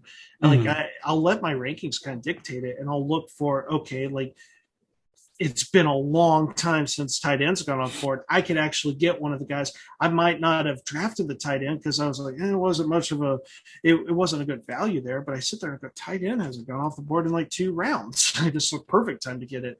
I also I pay attention to, okay, like there's 5 straight receivers that are drafted. I'm not drafting receiver. This is a very good point. I want to start the trends. I want to make sure I get the top guy at a position. And then it's like, oh no, Aaron's got a running back. And now the next 4 guys need to draft running backs. And it's like, aha, it's game theory. I'm trying to start the trends, not continue the trends. Yeah. You say start the trend. I've always said buck the trend. You buck that fucking trend. Exactly. Yeah, do exactly the opposite of what people are doing. And that's like because usually I think people tend to, you go into a draft and really the only thing you can plan on is like the first 3 or 4 rounds. You can have an idea of like, okay, this is how I'm going to start my draft. And at that point, you have to shift gears and go, this is what the draft is giving me. And so it's be flexible. I've found in 1 quarterback leagues, things have changed over the years. Like it used to, of course, be you draft your quarterback late. The leagues I tend to play in, and it's home leagues that used to like grab quarterbacks ridiculously early. Props to the guys. They know that like if you're in a 10, 12 team league, like there's plenty of quarterbacks. So everyone's like waiting till the final rounds to draft quarterbacks. So my adjustment on that is I'll actually draft 2 quarterbacks, and that goes against everything that I did for years and years and years. But I want to make sure that I'm taking 2 shots, usually pretty late in the draft, but I'm trying to find that guy, because nothing's worse than when you wait for late round quarterback and your late round quarterback doesn't hit, and just each week you're trying to find a quarterback and you get so far behind in the standings you can't even make the playoffs. Right. So I'd rather take 2 shots at the end of the draft, get my guy, and go from there. And then for Dynasty, I'm with you 100%. Like, don't draft for need. Like, that's what trades are for. Depending on the size of your rosters, you can pick up players too. But yeah, like it's Dynasty. If you're drafting a player, you have to assume You've got them for their entire career. You have to assume that you can't move them for anything. So it better be a player that you like. Like I was with you. I have 0 Michael Carters and 0 Trey Sermons because I knew that in drafts, if in order to get those guys, I'm having to pass up, well, like the rookie receiver that I talked about earlier, Elijah Moore, that I absolutely am in love with. I'm not going to draft those 2 running backs over Rondale Moore, Rashad Bateman, Terrace Marshall. Like I'm not. Right. Just, like right. These are Jag running backs that are getting propped up because this running back class sucks after the top 3 running backs. I told myself, I said, after the top 3 running backs are off the board, I'll draft a running back, but it'll be like the last round. And you've probably noticed in the drafts that in the leagues that we've been in, like I stick to that. Like I'll draft like 3 or 4 receivers, and then the final round, it's like, okay, like this is where I'm comfortable taking a running back. If Ramondre Stevenson falls in the 5th round, sure, I'll take him. But yeah, I'm not going to never, ever draft for need. Need should be a tiebreaker if you've got a running back and receiver neck and neck, and you're like, I need a running back. If they are in that same tier, sure, draft for need. But besides that, just give me the best players, and then I will. If I need a running back or a receiver, I will do the trade. I'll figure that stuff out later. Yeah, because if you just focus on trying to draft the best players and not worry about needs so much, you're going to have somewhere an area of an abundance where you can make a move for where you're lacking. And it's just, it's a good way to go about things. And you mentioned rankings. I'm not someone, I love what you do. I'm not someone, I just kind of go in there and go, let's fucking go. But there are times when I get stuck, and maybe there's a couple players I like, maybe I can't trade back. And I do go to Player Profiler and I check out the rankings, and I'm like, if I have this hard of a time, maybe I like both their situations, both the players, etc. I'll trust the Podfather's rankings, and that's how I'll go about it. So there are times I will trust the rank. It's the same thing with trading and trade calculators. There's some trades I don't need a trade calculator for. I can look at it and go, okay, that's fucking good. There are others I'm like, I need to see the value. And do I go specifically straight by to the T of the calculator? Of course not. But it is a good guide, I do believe, at times. And the people who dog them, I don't understand, because they can be useful. But it's little things like that you can use that you're not necessarily putting all your stock in, but that you're using for guides. I love that kind of stuff because it can be so helpful. And then just to add on one little thing to quarterbacks, because even in a redraft league or a Dynasty 1 QB league, whatever it is, I'll go early anymore. The NFL has changed. Yep. When you look at fantasy, I've written about it a couple of times. The difference between the mobile quarterbacks and the non-mobile quarterbacks is something per game. I can't remember the exact number. I wish it did. But it's relevant enough, and it's growing, meaning this is only going to become, you're going to want one of those guys, the dual threat. You're just going to want one. And if you want to win, that's really why I'm totally cool taking 2 QBs in a redraft, and I will definitely take a late round one. But lately, I'm going to go get myself a QB. I'm not going to be afraid. That's one thing I've learned over the past 2 or 3 years, is to not be afraid to take a quarterback, even a tight end, because those top tight ends, they are difference makers. So if you can get one of them, like you might get to the 4th round and you might be sitting there going, there is not a running back or a wide receiver I like here, but Lamar Jackson's right there. But Darren Waller's right there. I mean, you know what I mean? It can make a huge difference for your team. And so I guess that's one thing that I will also preach is, to not be afraid to go tight end or quarterback, like particularly speaking of quarterback in like 1 quarterback or redraft leagues. don't be afraid to go early, because it can prove very beneficial. And because I do think we're getting to the point where you're just going to want to have one of the dual threat QBs. But and with those positions, it's either be one of the first ones to take a quarterback or tight end, or be the one last. of the last. Yep, absolutely. The tight ends in the middle. It's going to be foreshadowing something that I'm going to talk about. But like, if you drafted Tyler Higbee, Evan Ingram, I can't think of other tight ends that were in the middle of last year's rankings. Like Jarwin, you just, you were super sad, because those guys were like, there isn't much of a difference between those guys in the middle and the guys at the late end. Like Jonnu Smith was a great late round tight end for about half a season, because he would get you a touchdown. Like that's why, like, don't waste that 7th, 8th round draft capital on like people that drafted Higbee. I wrote about, and I know I wasn't alone on this, but I was like, that's such a big trap. Don't do it. Like, there is no value whatsoever in this. You're just going to waste your 7th, 8th round pick instead of taking, that could have been your 4th running back if you went, right, wide receiver early, or if you start off running back heavy, that could have been maybe your starting receiver, depending on how heavy you went at running back. So, yeah.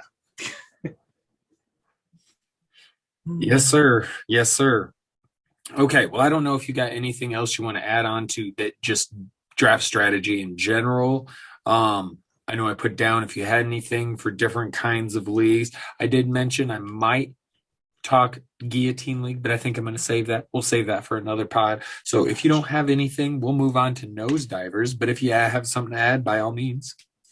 And one additional thing too is most people probably don't play in leagues that have different scoring, but I have one fun league where we tend to change the rules each year, and it's like leagues that there was the league you didn't have to start a tight end, but you could start up to 4 tight ends, so it's tight end premium. Like, know the rules in the scoring format, because I know that sounds very basic, but there's people that won't do the research, and that's how I was able to get like Travis Kelce, and like, I was grabbing like Hunter Henry late in the draft in this one, and he was scoring a good amount of points in this league, because even though you didn't have to start a tight end scored a shitload of points. I had more tight ends than receivers, and that was just like, when I looked at the rules, I said wide receivers is the one position this league format does not value, but tight ends was something where I was like, I can get some value there. I think like Robert Tonyan, things like that. So know the rules of your league, especially if you're playing in leagues that have non-standard rules. It goes hand in hand with the Scott Fishbowl. Yes.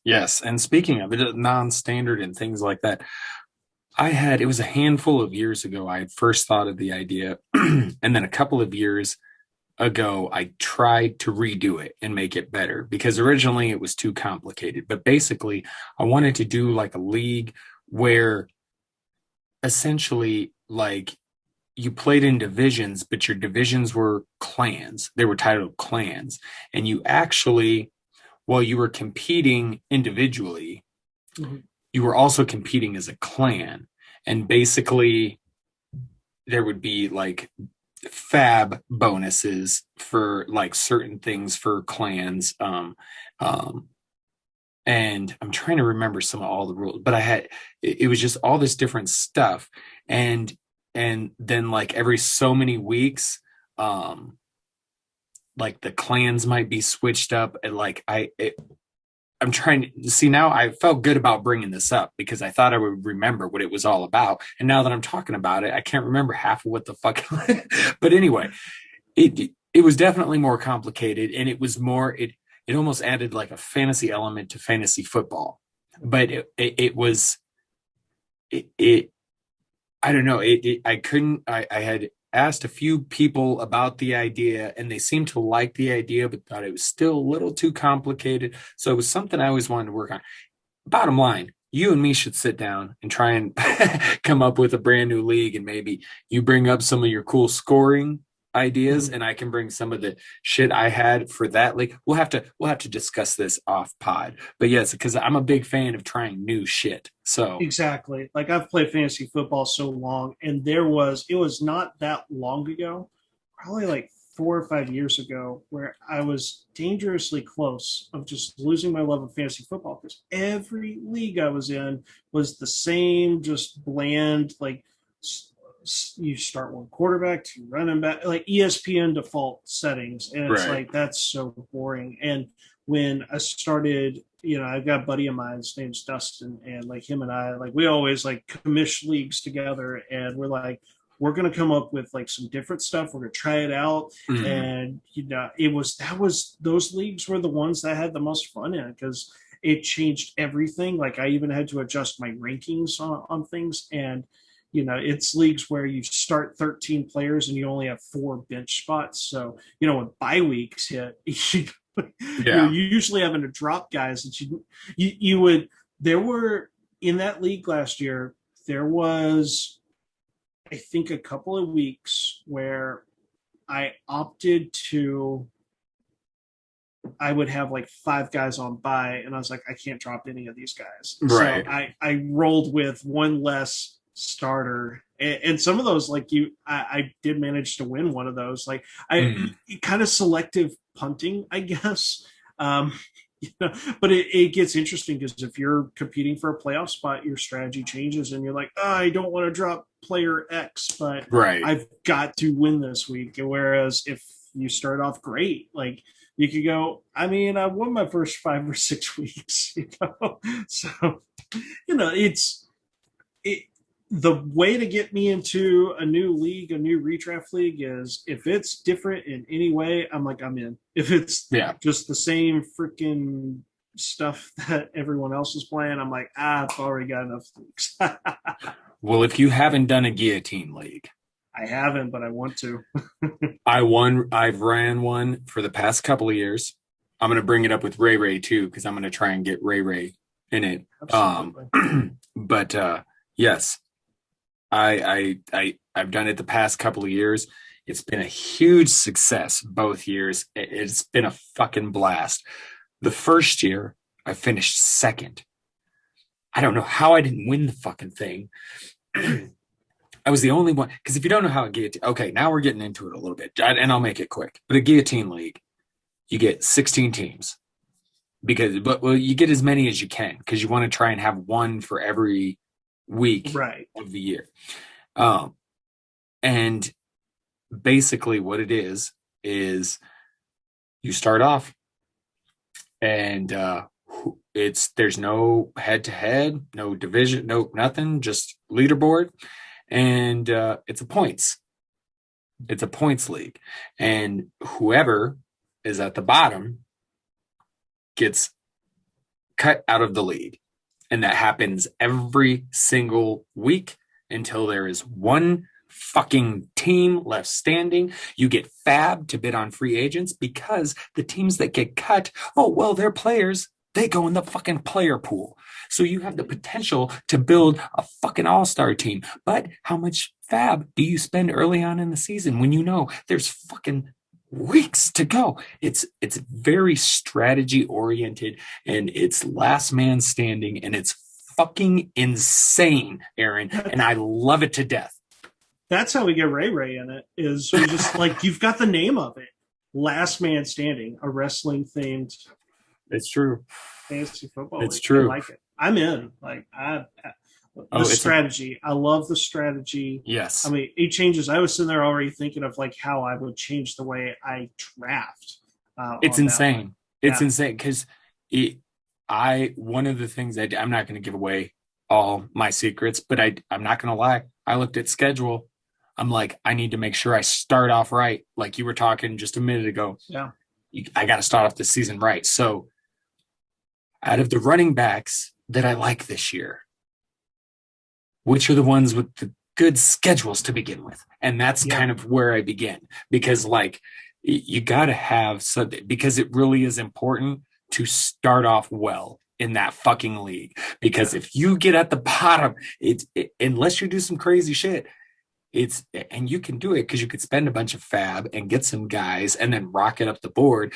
But then some point mid-season, as the season gets later, you're going to be sitting there with no fab and the same fucking team, and everybody else is improving. So it's tricky. I'm in. Absolutely. Well, you got a spot this year for sure, my friend. Sweet. It'll be a blast. But okay, so we finish up with that. And we move on to something I call nose divers, that what I created today. And it's basically just a quick topic on just some players that we could see kind of having a dramatic drop in production. And I guess one example for me is it may be kind of an obvious one, but that would be Melvin Gordon. Past that age apex, he played okay last season. He actually he wasn't terrible. Particularly once he really started getting the opportunity later on in the season, he really seemed to get going. And, it did sound like he struggled with the mile high air there to begin when he first arrived. So I feel like he had overall a decent season, but it's only going to get worse from here. And you got Javonte Williams right there. Just ready to fucking go. And you best believe if he comes out the gates looking better than my boy Melvin, because I always will have a soft spot in my heart for my boy Melvin. But if he comes hot out the gates, Javonte Williams, Melvin ain't going to be doing a whole hell of a lot. He's going to be 1B real fucking quick, and maybe even woo. So I love Melvin, but it's your time to step down, man. And so I see, it's a damn shame. I thought maybe going to Denver for the couple of leagues I still had him in might boost him enough to get him away in a trade because I knew the decline was coming, just wasn't happening. So that's all right. You know what? Again, soft spot in my heart. So I'm going to be rolling with Melvin in these couple of leagues, probably till he's done, because I don't think I'm getting anything for him from here on out. And that's okay. That's okay, because that's my guy. I love me some Melvin Gordon. So that said, you go ahead and move on with your first nose diver. Gotcha. This one is a divisive guy, but I just full confidence it's going to be a nosedive. That's David Montgomery, Chicago Bears. We'll start with a couple of things. The small things are they added some running backs. They signed Damian Williams to basically a minimum contract. They drafted Khalil Herbert in the 6th round. Those guys are not threats for David Montgomery, but the Bears realized their depth at running back was so bad last year, they could not go Ryan Nall and Artavis Price or Pierce. Pierce. They had to address basically 3rd and 4th string running backs, and mainly because the backup running back he's back. It's going to be Tyree Cohen, tore his ACL early last season, so he should be back for week 1, and it was noticeable when Cohen went out what it did to David Montgomery. Weeks 1 through 3 with Tariq Cohen, David Montgomery snap share 44%, 57%, 55%. He was basically in a timeshare with Tariq Cohen. When Cohen got hurt, he never got below 65% the rest of the season. There was only 2 games out of the remaining 12 games he played that season that he saw less than 70%. Like Cohen went down with an ACL. The rest of their running backs sucked. David Montgomery got fed the ball. And yes, he finished as an RB1. But that's where this other problem comes, is that David Montgomery is the 2021 running back version of what 2020 Tyler Higbee is. Everyone was so high on Tyler Higbee because he finished great the previous season. But it was obvious why he finished as a great fantasy tight end, because he had like a 5-game stretch of going against the worst tight end defenses, and the same exact thing happened to David Montgomery last season. His final 6 games, he went against Green Bay twice, the Detroit Lions, the Houston Texans, the Minnesota Vikings, and the Jacksonville Jaguars. here is how those 5 teams, because they went against Green Bay twice, here's how those 5 teams finished against running backs in terms of fantasy points allowed. Green Bay, number 27. Detroit Lions, dead last, number 32. The Texans, right above them, number 31. The Jacksonville Jaguars, right above them at number 30. And the Minnesota Vikings were number 28. He had 6 straight weeks against 5 of the 6 worst running back defenses, or fantasy defenses for running backs. Those final 6 games, he finished as an RB1 all 6 times. The other 6 games he played without Tyree Cohen, he finished with 0 RB1 weeks. He was only great when he went against the worst running back defenses. On top of that, Cohen's back. Tariq Cohen ran 18 routes per game in those first 3 games. David Montgomery on the season averaged 3.6 receptions and just under 30 receiving yards per game. In weeks 1 through 3, when Cohen was there running routes and being the primary receiving back, David Montgomery averaged 2 receptions and 21 receiving yards per game. Cohen's a big deal for David Montgomery. Like, the receiving workload's going to go down. I haven't looked at the schedule. Where are they going to play that many horrendous fantasy running back defenses? I don't think so. It's just, this is a trap. I'm avoiding David Montgomery. I think at best ball he's going 38. I don't have a redraft ranking for him, but Montgomery, that's Tyler Higbee. Stay away. Dude, I love that call. I love that call. I 100% agree with that one. I'm going to go, you mentioned Tyler Higbee. I'm going to go same position. And I'm going to go Mark Andrews. I love Mark Andrews. And I do feel like Baltimore is going to try and open up their passing game. But I do feel as though that's going to cost Mark Andrews a little bit. They traded for, mind you, Josh Oliver. Traded for. And they've got Bateman, Tylen Wallace. So they've got this receiver crew. They're bound to find some talented pass catchers for Lamar Jackson. So I think passing offense is going to look a lot different next year, and it's not going to be kind of this Mark Andrews or bust, type of scenario.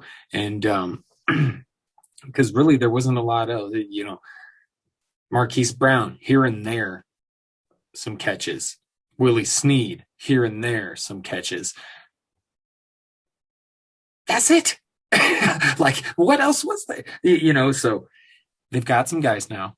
Let's see what happens. But I do think this could be a little bit of a drop in production for Mark Andrews. And I guess nosediver would mean dramatic. I think it's dramatic enough where I think he gets lost in the shuffle. So I shouldn't say slight decrease. It's dramatic enough, maybe not super dramatic enough to the point where he's not really special. He's more just one of those guys, one of those tight ends. And I fear that's where he's headed. But I don't know. Maybe not, because, you have those guys. This could be it for Lamar Jackson. But I also expect a lot from Rashad Bateman here. Okay. And I do feel, again, like I've said plenty of times, I really feel like this is the year they want to get this passing game going. They don't want Lamar Jackson coming into another year talking about how the opposing teams know what the fuck we're doing. They don't want to hear that shit. Fix your offense. I think that's the plan. And I just feel like it's going to cost Mark Andrews a little bit, man. And it's going to make him much more average than he's been. And that sucks. I don't have a good tight end, so I'm going to stick back with running backs. This one's a juicy one. I'm going Alvin Kamara, and I really will say nosedive on this one. Alvin Kamara has been fantasy gold for, what has it been, 4 years now. And unfortunately, it's because of his ability in the receiving game. But we did get a small taste of what that post Drew Brees life is going to be. And there's some scary parts to that, because I am looking at his game logs for last season. And if I can count right, there are 3 weeks that he finished outside the top 10 of the fantasy running backs. I mean, that's phenomenal, because he played 15 games. So 12 out of 15 weeks, he finished RB 10 or higher. Like, geez, like that's what you want for RB1. Right. But there was the stretch. Drew Brees got hurt in week 10, and weeks 11 through 14, they had this primarily Taysom Hill. Actually, it was all Taysom Hill there. And I'm not sure if Winston's really going to be much better. Winston's not a check down guy, but in weeks 11 through 14, in those 4 games. On the season, Kamara averaged 7.1 targets per game. His 107 targets was number 2 on the season. That's what we expect from Alvin Kamara. The 4 games without Brees, where Taysom Hill was starting at quarterback, he averaged 4 targets per game, almost cut in half. And of those 16 total targets, 10 of them came in 1 game. He had 6 targets the other 3 games. Those 3 games were the 3 fewest targeted games for Alvin Kamara the entire season. He had 1, 2, and 3 targets. Like, yes, he had that potential for a 10-target game, but you're getting that once every 4 weeks. I get it. It's not going to be an apples-to-apples comparison there. But it's a dramatic decrease in his involvement in the passing game. And that's a big deal for Kamara, because Kamara is not like that's where he does his damage. It's not on the ground. In fact, he had a 100-yard rushing game. I want to say it was the big game against the Minnesota Vikings, where he went just ape shit and won a lot of people their championships. So between 100-yard rushing games, including the playoffs, I want to say that was week 16 with the Minnesota Vikings, and his previous one, you have to go back 42 games. 42 games. He went the entire 2019 season without a 100-yard rushing game, including the playoffs. It was right before the middle of the 2018 season. So he went almost the full 2020 season. It was the Minnesota Viking game. He got over 100 yards rushing. That was his only time in 2020. He didn't hit 100 yards rushing in 2019, and he had to go all the way back to before the middle of the 2018 season. 42 games in between 100-yard rushing games. I know that's not his strength. His strength is what he does in the receiving game. Right. But we got a taste of what the post-Drew Brees Saints offense is. And, yeah, it may not be Taysom Hill that's the quarterback, but Jameis Winston, he's not – Winston is a gunslinger. He's not a check-down guy like Drew Brees. Winston is going to fling that sucker to one of the deep receivers. I'm worried about Alvin Kamara, who goes from 12 out of the 15 games he played, putting up RB10. He was a top 10 fantasy running back in those 12 weeks. In the 4 games where Taysom Hill is the quarterback, he did finish as running back 1. In one, no. I was mistaken. He finished just inside the top 10 running backs. He had back-to-back RB9 weeks, but the other 2 weeks was RB25 and RB36. Like, Kamara could slip out of the RB1 range. Like, it's a nosedive in that he goes from, let's see how he finished in terms of fantasy points per game. Oh, yeah, the Vikings game helped a lot with this one, but 25.2 fantasy points, so it's number 1, and he's been a consistent RB1 for the past handful of seasons, even like a down season for him, finishing top 10. Like, he team. Like, I'm not comfortable drafting Kamara in the first round. I'm easily avoiding him. I'm with you. I usually do. And Michael Thomas, I've actually had him in a couple of leagues, traded him away. I feel like he could go downhill from here.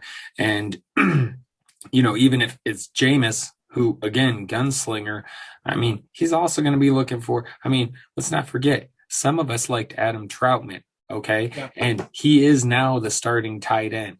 We'll see what happens there. Then, You've got Traquan Smith, Marquez Callaway. Like it's not really, Michael Thomas, Kamara, or bust anymore. And Drew Brees isn't there, and he was the one that he simply just relied on them and just them.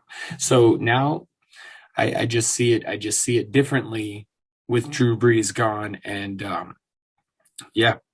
I'm with you. I'm with you on all that stuff, and I'm going to keep mine going with receiver, and I'm going to mention a couple different things. And then I'm done. And if you got anything else, by all means. But number one, I'm going to say, and it kills me to say. I know. I know.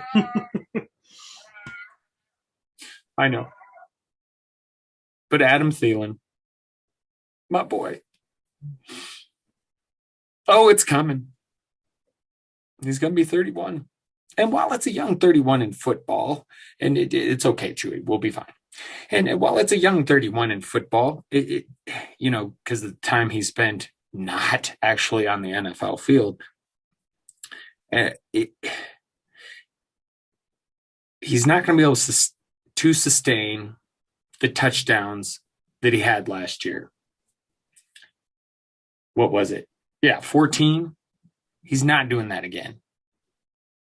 Pretty sure that's the first time he's even gone over 10. So if I remember right.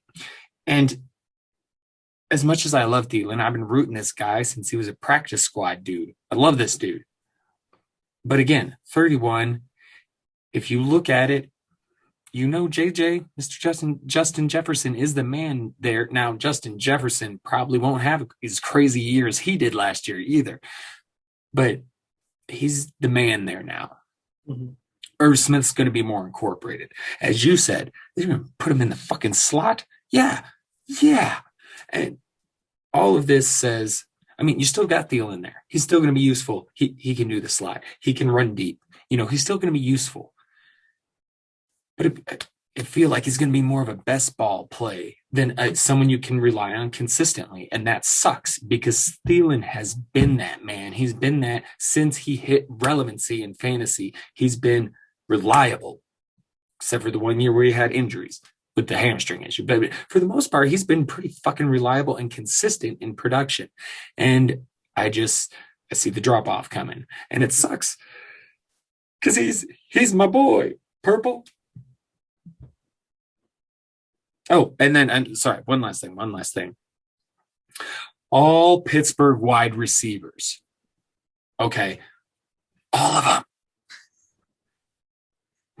Fucking a whole team. Like, don't get me wrong. If you got Deontay Johnson, Chase Claypool, Juju, I'm holding those fuckers. Doesn't mean they're dead in the water, but if you're looking at 2021, man, the Steelers team is in trouble. Juju might be in the best shape because he gets to leave after next year. We've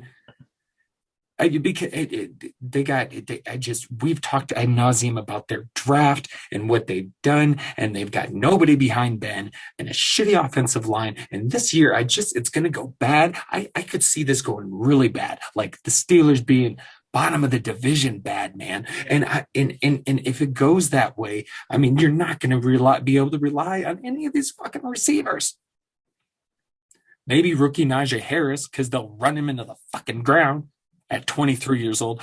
Don't draft him in Dynasty leagues. Not at the price. So that's where I'm at with the nosedivers. That's the end of my nosedivers, is the receiver position. My boy Adam Thielen, hate to say it, and then the Pittsburgh situation with the wide receivers. I just, particularly for this year, but arrow will point up eventually. Aaron, do you have anything else to add? I got one more running back. Honestly, I will say it's not going to be a shocker, but I'll cover him real quick. That's Josh Jacobs of the Raiders, and it's just for very obvious personnel decisions that they've done. Last season, Josh Jacobs, he was fantasy relevant because he was fed the ball a lot. He was number 7th in weighted opportunities. The big part of that is outside of Josh Jacobs, there was Devontae Booker had 93 carries. Derek Carr had 39. and Jalen Richard had 22. So, and Booker, I want to say, started some games. So, really, there wasn't anyone to take carries away from Jacobs except when he needed a breather. But they signed Kenyon Drake to a 2-year, fully guaranteed $11 million contract. Ill-advised contract, but they're paying a pretty penny. They can't. They're going to have to use him, right? Because they're paying him all this money. Like, there's no way out of the contract. So Kenyon Drake finished 15th in weighted opportunities, and I can't see him using Josh Jacobs at the rate that they did last year, and just keeping Drake on the bench to play a Devontae Booker role. Like, Drake is going to be on the field, and what's even worse is they play very similar style. Like, they're not really known for their receiving game. Like, Jacobs is much better. He did more when he had the ball thrown to him, and he's more elusive. Like, Jacobs is still clearly the better running back. But Drake is going to be there to steal some of the touchdowns. Josh Jacobs, I want to say, had 10 touchdowns. So I'm going to check. I want to say that's David Montgomery's touchdowns. But Josh Jacobs is going to lose some goal line work. Drake's not going to just come in on third downs, but also, like, Drake what they may do is some of the series on offense, they may have Jacobs on the side and Drake there, because John Gruden and Mike Mayock are so backwards with the way that they run things. But the financial commitment to Kenyon Drake, like, that means they're still going to use Jacobs primarily, but they saw a need to add another running back that's going to cut Jacobs' workload. Jacobs was already barely RB1. He finished his RB12 in terms of fantasy points per game. And you add a guy like Drake, like that could drop Josh Jacobs like out of the RB2 consideration in terms of fantasy points per game. And actually, he scored 12 touchdowns, which was 4th in the NFL amongst running backs. If Drake's taken some of that goal line work, and he will, because both guys were involved almost the same in red zone touches. Josh Jacobs had 65. That was number 2. He had 16 goal line carries. I don't have the numbers off the top of my head, but when you look at Kenyon Drake, it is eerie. Like, they had almost the same number of goal line carries, red zone carries, targets. Drake is going to have series to himself. Those 12 touchdowns, like, if there's 12 rushing touchdowns scored again next year, like, it's a guarantee that Drake takes at least 3 or 4 of those. Like, you have less touchdowns, and they are going to cannibalize each other. Yeah, it's going to be gross. It's nasty. On top of that, too, like, I'm covering the Las Vegas Raiders for Roto Underworld's team previews, and that defense is egregious. Like, their 2 worst defensive seasons in terms of points allowed have been in the past 3 seasons with John Gruden there, including this past season. They gave up, going off memory here, 478 points. Like, they were playing from behind a lot. Yeah. They still ran the ball a lot, which is weird. They should have been, like, the game script was not in their favor, but they didn't really do much to build that defense back up. Like, sure, you could say that there are some improvements, but enough to make a big difference, I don't think so. The offensive line got worse too. Like, just everything that could have happened that would have been bad for Josh Jacobs did happen. Got competition, a worse offensive line. He didn't even have a good offensive line last year, I don't believe. Let's pull up.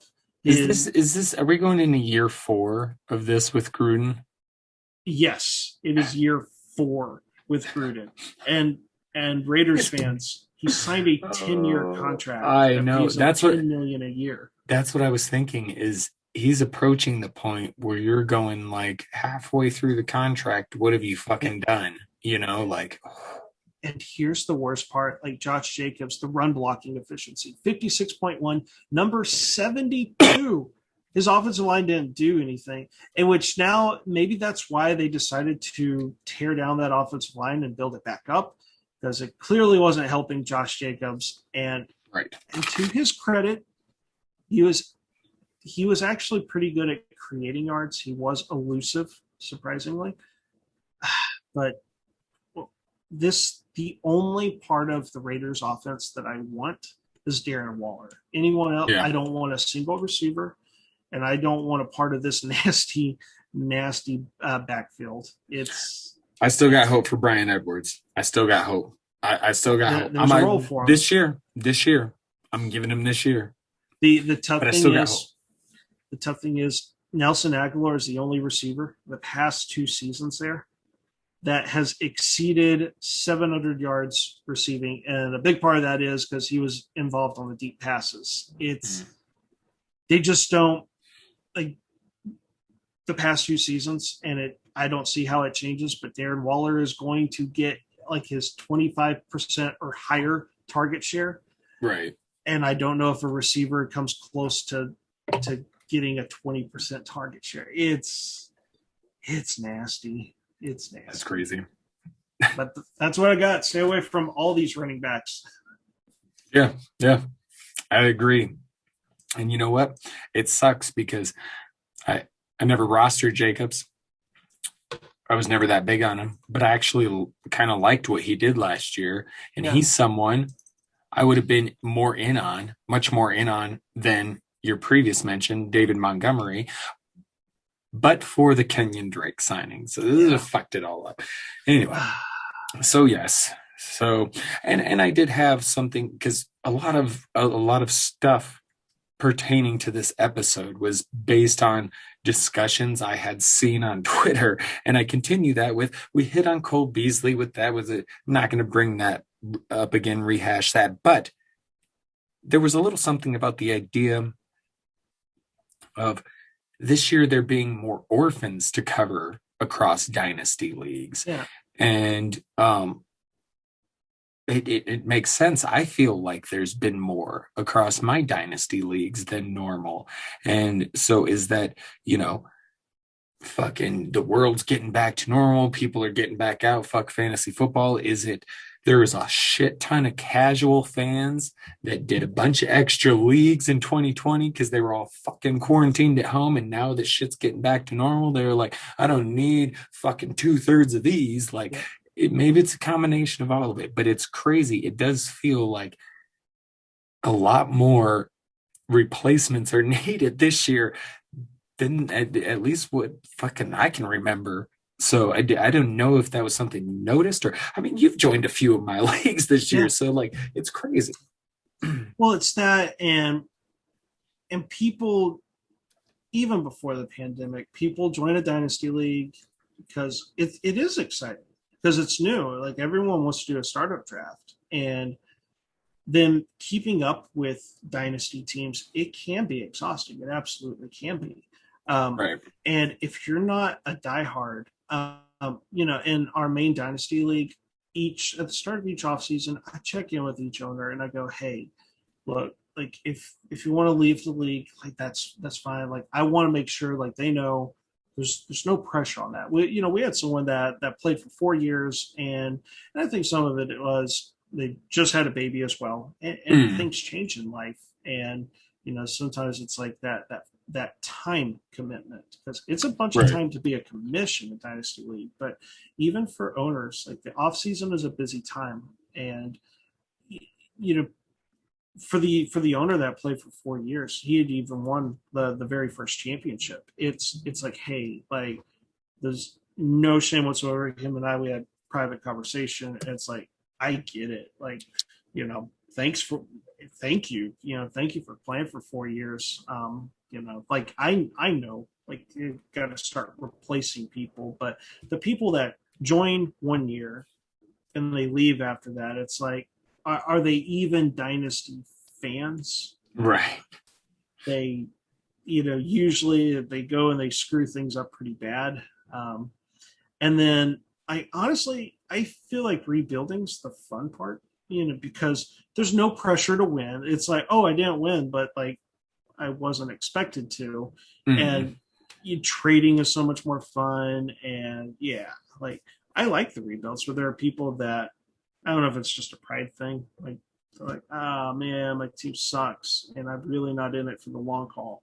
So I Right. have basically a screening test that I do with people that want to join Dynasty, and I go, look, like if you're in it, like here's the team, here's kind of the evaluation. Like you're not winning anything soon. It's gonna take some work. It's gonna take you know 2 to 3 years to kind of get things back on track. And Mm. consistency.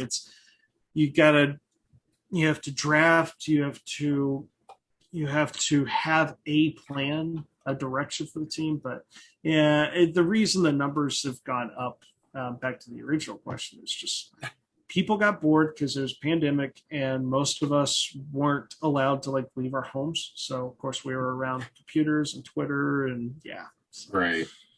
it sadly happens. That's all right. That's all right. It's definitely made a bit more difficult of an off season as a commissioner. But Yeah.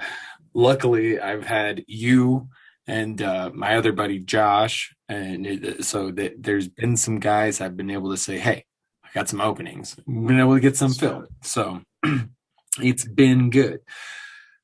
But okay, all right. Well, let's fucking end this mad dynasty party. Go get some rest. I think we both need some rest. This is a good Yes, one, sir. though. This is a good pod. Good pod. Absolutely.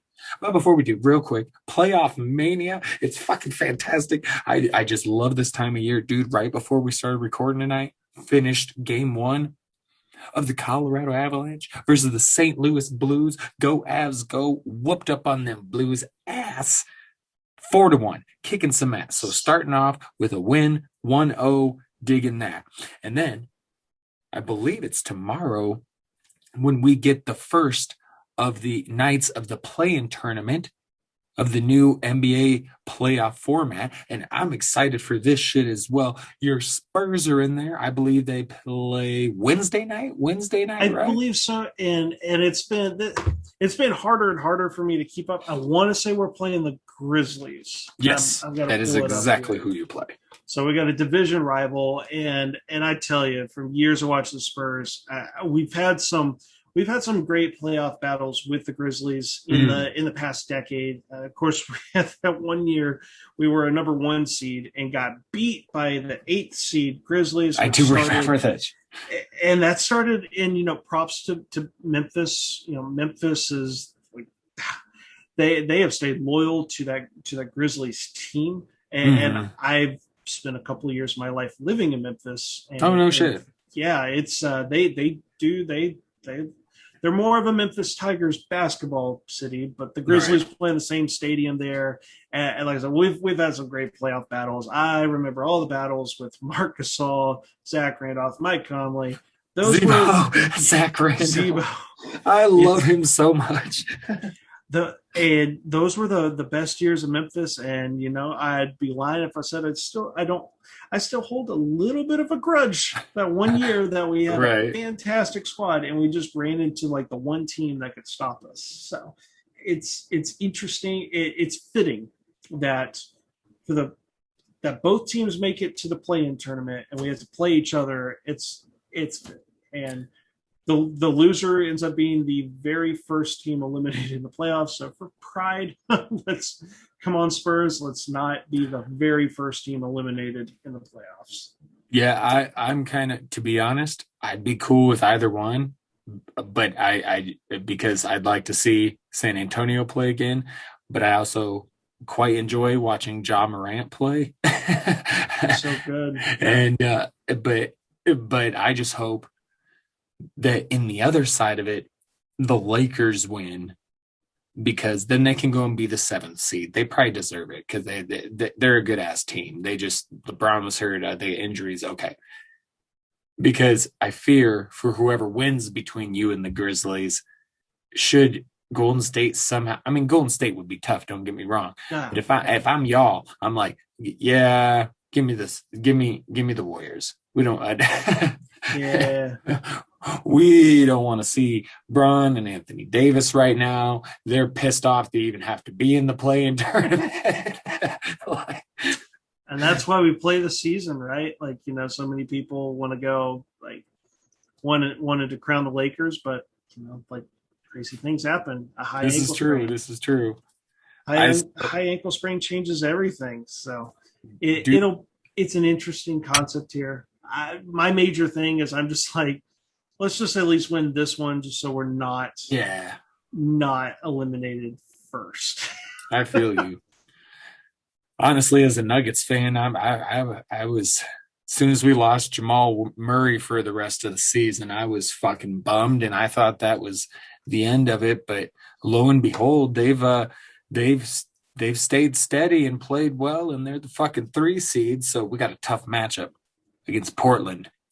And I'll say Portland plays us tough, but I'm a realistic Spurs fan. I know we're sitting there as the 10th seed, probably not winning this thing. Right. And the one team I'm really pulling for is the Phoenix Suns. And I know Spurs have had their battles with the Suns.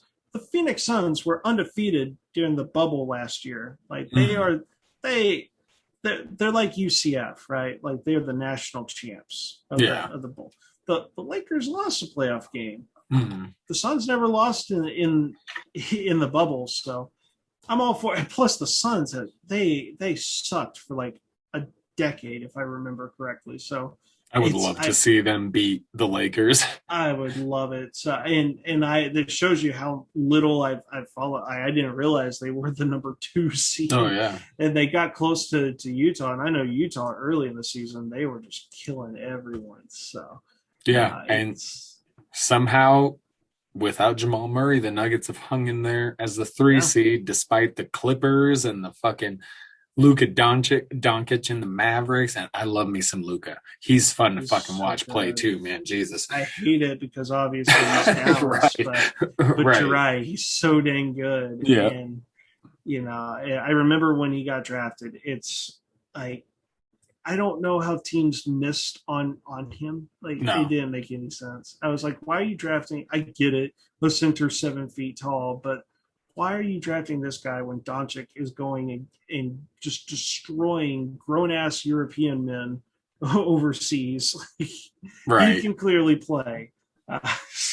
Yeah, I dude, when they got him, I was like, man, it's like the Dirk era parent. I'm like, they're pulling like some Green Bay Packers shit. We're going to go from Brett Favre to Aaron Rodgers shit right here. This is what they're fucking doing. That's what I hated. I was like, you really, but this will be interesting. This has been a weird season. I haven't been able to keep up much with basketball, but I'll try and keep track of my Spurs and just hoping they don't, like I said, just one win. Just let us not be the first team eliminated from the playoffs. Right. I'll treat that as a victory. I'm with you, buddy. I'm with you. I'll be rooting for him.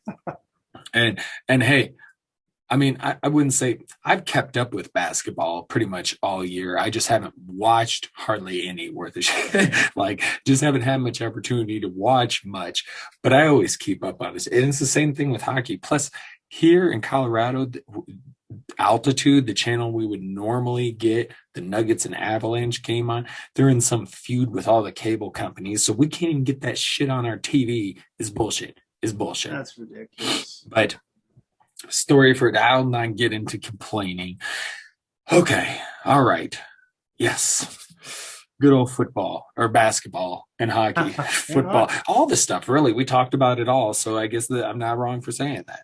But definitely, peeps, if you love that playoff action, make sure to tune in to the playoffs when that start. This new format should be interesting for the NBA. And then the Stanley Cup finals have been insane. Like, the majority of the games that have been played so far have gone into overtime. Like, it's been in the first 3 right off the bat went into overtime. And if you know overtime playoff hockey, there's nothing better than a game 7 in hockey that goes into overtime.